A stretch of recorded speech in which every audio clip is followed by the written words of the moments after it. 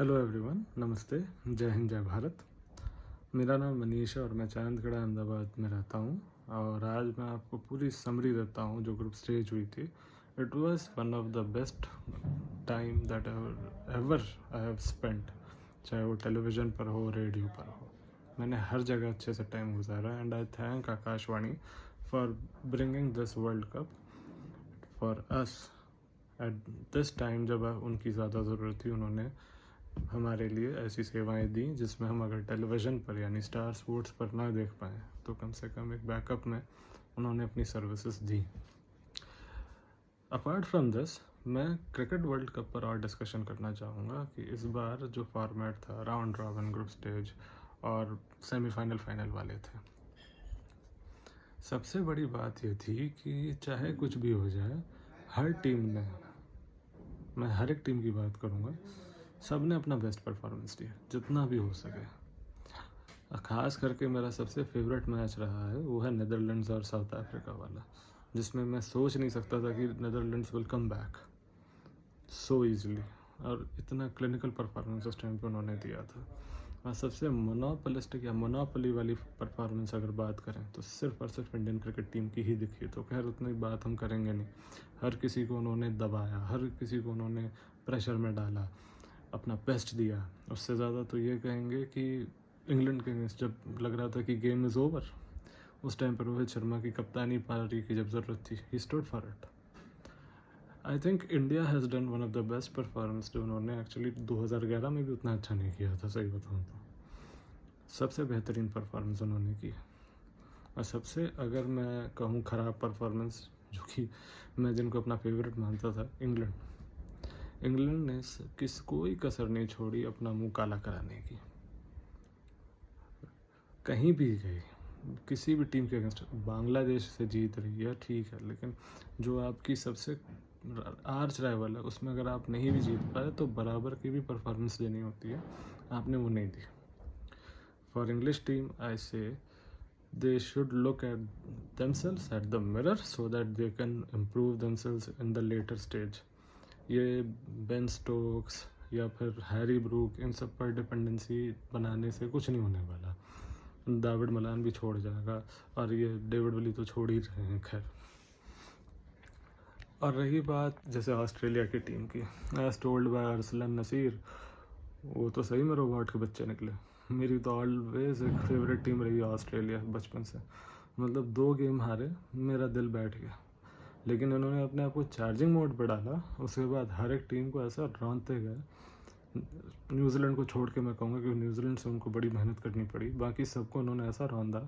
और हाँ सॉरी, अफ़गानिस्तान, कौन बोलेगा, ग्लेन मैक्सवेल, ये 2 गेम में उनको मेहनत करनी पड़ी। बाकी तो उनके लिए केक वॉक था, कुछ करने की ज़रूरत ही नहीं पड़ी।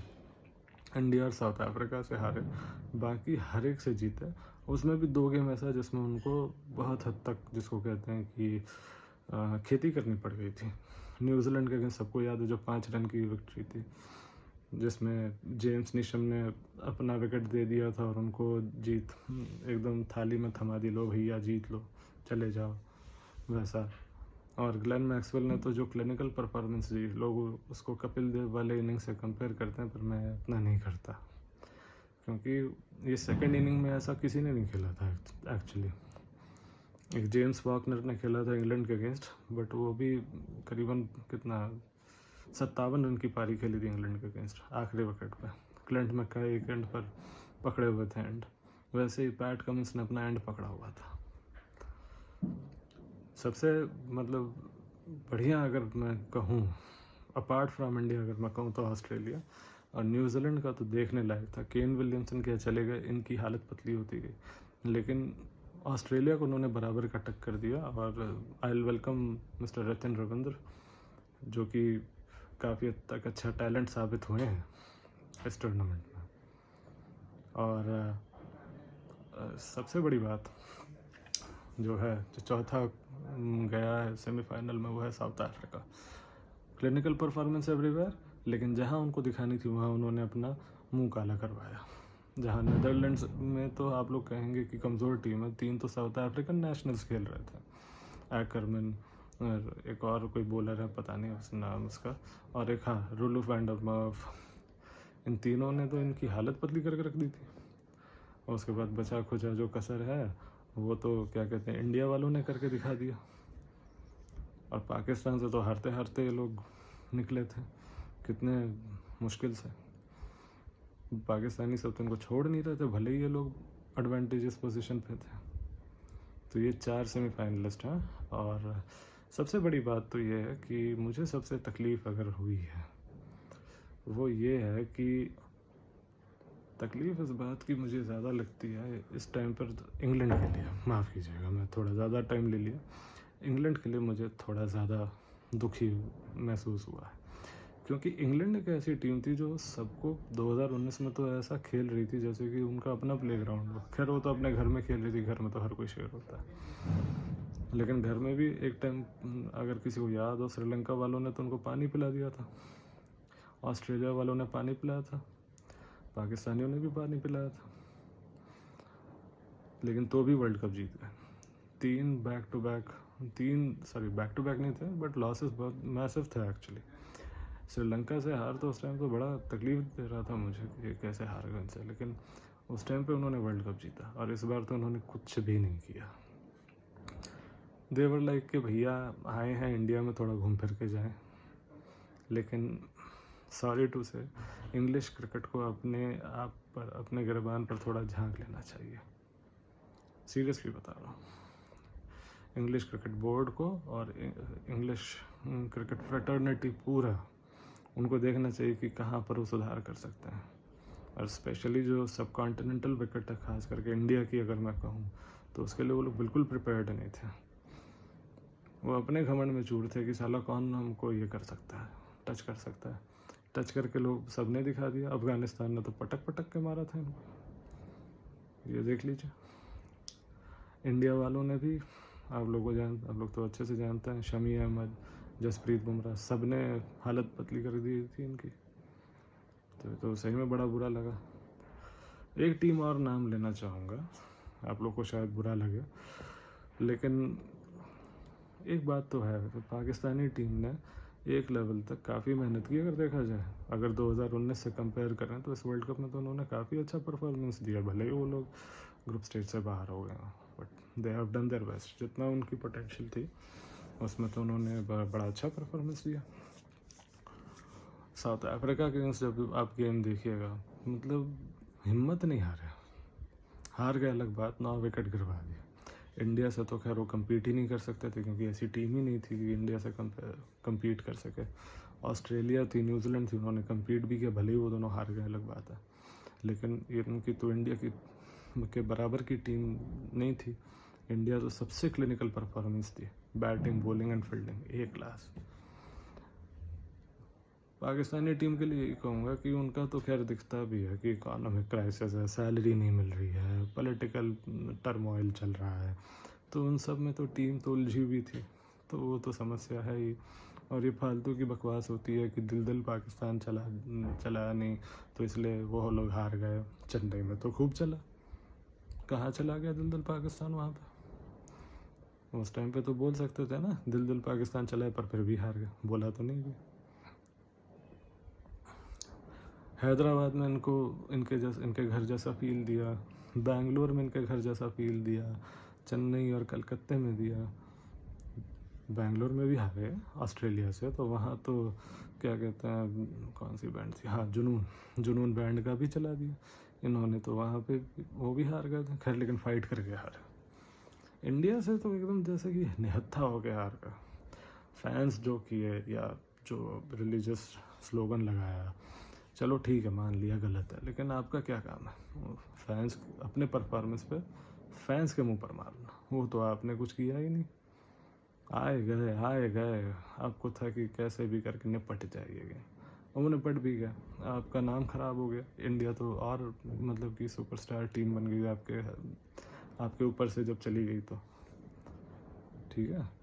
तो पीसीबी फ्रैटर्निटी के लिए भी मैं ये कहूँगा, पाकिस्तान क्रिकेट के लिए भी कहूँगा कि सिर्फ पीएसएल पर ना रिलाई करें, अपने कायदे आज़म ट्रॉफी पर भी रिलाई करें, जो आपकी डोमेस्टिक स्ट्रक्चर है वहाँ पे भी अपने आप को थोड़ा फोकस करें।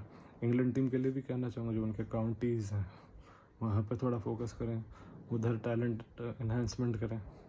टैलेंट एक्विजिशन थोड़ा अच्छा करें ताकि थोड़ा अच्छी टीम मिले, अच्छा क्रिकेट मिले, ठीक है। श्रीलंका से तो मेरी अब कोई उम्मीद ही नहीं रही। My father use to you know have fun while watching Sri Lanka cricket during 90s। अब तो वो भी टीम ऐसी हो गई कि धोबी का कुत्ता, ना घर का ना घाट का। इकोनॉमिक क्राइसिस, पॉलिटिकल क्राइसिस, अब तो आईसीसी ने तो डिज़ोल्व भी कर दिया, ले भैया तू मत खेला, क्योंकि गवर्नमेंट इंटरवेंशन इतने ज़्यादा हो गया कि ये लोग कुछ कर ही नहीं सके। अगर सही मायने में किसी ने 90s का परफॉर्मेंस दिया है, श्रीलंका वाले 90s का, जिसमें से कलुविथराना जयसूर्या हुआ करते थे, तो उसमें से अफ़गानिस्तान टीम ऐसी रही कि पहले 15 ओवर उन्होंने वैसे खेले क्लिनिकल बेस्ट, कि one of the first 15 overs जहाँ पर आपको कुछ करना नहीं है, सिर्फ और सिर्फ अपने रनों को बस एक लेवल तक लेके जाना है। मतलब कि 15 ओवर में 100 रन, 110 रन तक लेके जाएं, बाकी के नीचे वाले खेल लेंगे। वो लोग इंडिया से हार गए, वैसे ही गेम खेल गए, लेकिन क्रिकेट अच्छा खेला, अपने पड़ोसियों को हरा दिया। पाकिस्तानियों को चेन्नई में ही हराया, फिर इंग्लैंड को तो उन्होंने हराया ही, खैर ऑस्ट्रेलिया को तो खैर 7 विकेट निकाल दिया था और पानी पिला दिया था उनको। तो इन्होंने तो खेला है यार, salute to Afghani team, seriously इनको तो सही में मतलब हैट्स ऑफ होना चाहिए, they have done their best. मैं कहूँगा कि अगर आइसलैंड की फुटबॉल टीम जैसे की थी यूरो कप में, इन्होंने भी वैसा ही किया, बढ़िया से क्रिकेट खेला, भले ही वो लोग वर्ल्ड कप नहीं जीता और ग्रैंड वर्ल्ड कप भी मिला काबुल में इनको, काफ़ी अच्छी बात है। तो ये रहा मेरा पूरा का पूरा खाका। हाँ मैं भूल गया, बांग्लादेश की टीम, अरे साला कैसे हम भूल जाते हैं उनको, वो भी तो अपने पड़ोसी हैं। मैं तो बांग्लादेशी क्रिकेट बोर्ड को भी बोलना चाहूँगा कि थोड़ा सा अपने फैंस के लिए कुछ करें, पता नहीं इनको क्या है, मतलब जैसे भी हो ये लोग तो टूर मारने आते हैं। मैं तो सोचता हूँ कि ये थोड़ा फाइट करेंगे, कुछ अच्छा क्रिकेट खेलेंगे। अच्छा क्रिकेट तो इनके जहन में ही नहीं होता है कि बस आए टूर मार लिया चले गए। इंडिया के अगेंस्ट 250 बनाए थे बस, उसके बाद तो मुझे कहीं इनका दिखा नहीं कि कहाँ खेलें कहाँ नहीं, क्या करें क्या नहीं, कुछ नहीं समझ में आ रहा है। तो मैं यही कहूँगा बांग्लादेशी क्रिकेट बोर्ड को कि थोड़ा अपने में भी झांके, थोड़ा देखें कि भैया कहाँ समस्या है, उनका जो डोमेस्टिक स्ट्रक्चर है उस पर थोड़ा ध्यान दें, ठीक है। अकेला वो बांग्लादेश प्रीमियर लीग से BPL से तो काम नहीं चलेगा, तो उस पर भी थोड़ा ध्यान दें। एक और हैट्स ऑफ मैं करना चाहूँगा नेदरलैंड्स की टीम को, जिसमें अलग अलग नेशनैलिटी के लोग आके खेले and they have done the best performances ever. South Africa को हराना अपने में बहुत बड़ी बात थी उनके लिए, ठीक है। उसके बाद जो ओपनिंग गेम्स थे, खास करके न्यूजीलैंड के अगेंस्ट बॉलिंग परफॉर्मेंस भी कोई इतनी ख़राब नहीं थी, इट वाज ओके। पाकिस्तानियों को तो गर्दन दबोचा हुआ था इन्होंने तो देखने लायक एकदम बढ़िया, मतलब वन वे और दी अदर इनको ज़्यादा स्कोर करने के लिए भी नहीं दिया गया। इंडिया के अगेंस्ट भले ही लोग 400 नहीं पार कर पाए, खैर वो तो कर भी नहीं सकते थे, लेकिन उन्होंने 250 के करीब रन बना लिए, जो कि अपने में अचीवमेंट है, यह सबसे बड़ी बात है। तो ये रहा सारा का सारा खाका। और सबसे बड़ा मैं अगर थैंकफुल हूँ तो आकाशवाणी का, जिन्होंने हम लोगों को ये सर्विस दी कि हम लोग गेम मिस ना करें। ऑल्दो अब रेडियो कोई सुनते नहीं, पर still Akashvani is doing their job, that's perfect. News on air app में मैंने एक मोमेंट भी नहीं छोड़ा, मैं ऑफिस में रहा, गाड़ी में रहा, कभी नहीं छोड़ा। स्टार वालों को तो खैर हम लोग थैंकफुल तो हैं ही कि वो लोग देते ही रहते हैं सर्विस अपने, लेकिन आकाशवाणी ने तो खैर काफ़ी हद तक मैं कहूँगा कि उन्होंने अच्छा काम किया। और आकाशवाणी ने ऐसा काम किया कि मतलब किसी मोमेंट पे मुझे लगा नहीं कि मैंने गेम मिस की है।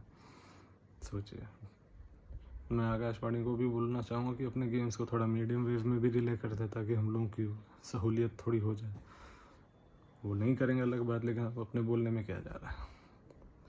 अब आते हैं सेमीफाइनल्स के जो टीम्स गई हुई हैं, India versus New Zealand, Australia versus south Africa.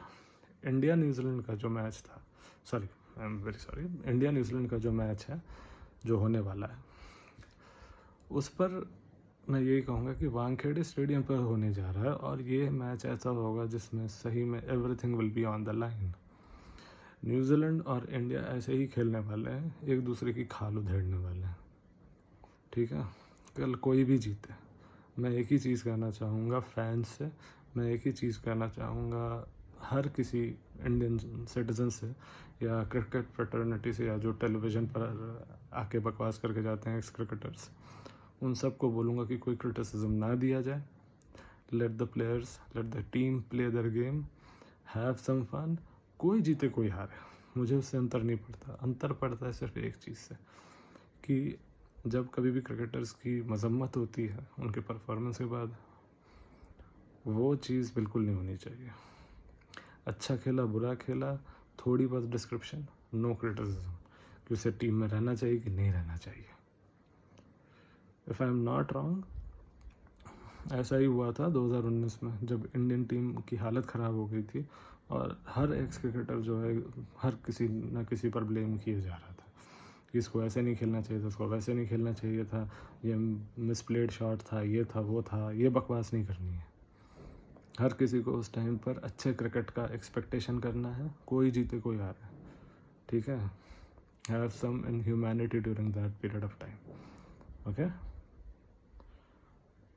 मेरा ये एक रिक्वेस्ट है, ख़ास करके इंडिया के गेम्स में लोगों को देख लेते हैं, भले ही मतलब कि अलग ही देशभक्ति या वतन परस्ती आ जाती है कि साला फ्रंट पे वही लोग जाएंगे, वही लोग खेलेंगे। तो एक काम करेंगे, 11 की टीम नहीं बनाएंगे, ये जो जितने भी 140 करोड़ है ना, वो खेले फिर न्यूजीलैंड के अगेंस्ट। जो 11 की टीम है वो खेले, भाई देशभक्ति है ना, जाके खेलो उनकी जगह, उनके लिए भी खेल लो। 140 करोड़ जाए वानखेड़े स्टेडियम पे और वहाँ जाके खेले।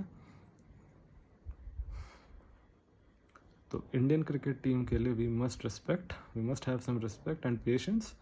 अगर वो जीतें तो बहुत अच्छी बात है, मैं खुद चाहता हूँ कि एज एन इंडियन कि वो जीतें और अच्छा परफॉर्मेंस दें। अगर वो नहीं दे पाए तो please don't criticize, don't troll them, understood. दूसरा, और इन केस अगर न्यूजीलैंड की टीम मान लीजिए हार जाती है, तो उसमें भी कोई ऐसा मीम वगैरह नहीं चलना चाहिए, ठीक है। Enjoy the game and go home. वो स्टेडियम वालों के लिए मैंने बोला, टीवी वालों के लिए भी कह रहा हूँ कि enjoy the game and shut your television. कोई क्रिटिसिज्म नहीं और कोई मीम्स नहीं, only game should be maintained, that's it. दूसरा जो सेमीफाइनल आएगा ऑस्ट्रेलिया साउथ अफ्रीका, जिसका सही में मुझे बेसब्री से इंतज़ार है। अगर 99 का रिपीट हो जाता है, टाई हो जाता है, तो और अच्छा है, एक गुड क्रिकेट देखने को मिलेगा। मैं तो चाहता हूँ कि दोनों सेमीफाइनल टाई हों, गुड क्रिकेट हो। अब तो कोई पॉइंट्स के तो वो डर ही नहीं है, अब तो सिर्फ एक ही चीज़ का है, पोजीशन एट फाइनल्स। फाइनल कोई भी बनाए, पर मैं एक ही चीज़ बोलूँगा कि गुड क्रिकेट होना चाहिए। Good cricket with good discipline and no sledging please. Sledging थोड़ा देखने में अच्छा लगता है, पर प्लेयर्स के लिए भी मैं ये कहूँगा कि कोई स्लेजिंग नहीं, कोई गाली गलौच नहीं, स्पिरिट के साथ खेलें और कुछ नहीं। मैं बस इतना ही कहना चाहूँगा। और सबसे ख़ास बात तो इस वर्ल्ड कप में ये लगी कि ये वर्ल्ड कप मेमोरेबल रहेगा। अगर मैं 2011 से कंपेयर करूँ, this is one of the best world cup ever I have seen and seriously I liked it. I think मैंने अपनी बात पूरी कर ली है। अब मैं एक चीज़ यही कहूँगा कि इस रील को हो सके तो ज़्यादा से ज़्यादा शेयर करिएगा और जितना हो सके मेरी बात फैलाइएगा, ताकि एक गुड क्रिकेट का मैसेज जाए। And we all cheer for Team India for the next game tomorrow, the semi-finals, the biggest semi-final again, India versus New Zealand at Bombay या कहें मुंबई at वानखेड़े स्टेडियम। चक दे इंडिया। और ऑस्ट्रेलिया साउथ अफ्रीका के लिए, being an Australian fan, मैं तो ये कहूँगा कि ऑस्ट्रेलिया जीते, पर अगर साउथ अफ्रीका जीते तो मैं उनको भी बेस्ट विशेस दूंगा कि भाई चलो कोई बात नहीं, मेरी फेवरेट टीम को हराया तो क्या गया, कम से कम अच्छा क्रिकेट तो वो लोग खेले। I always appreciate good cricket, not trolling. Thank you.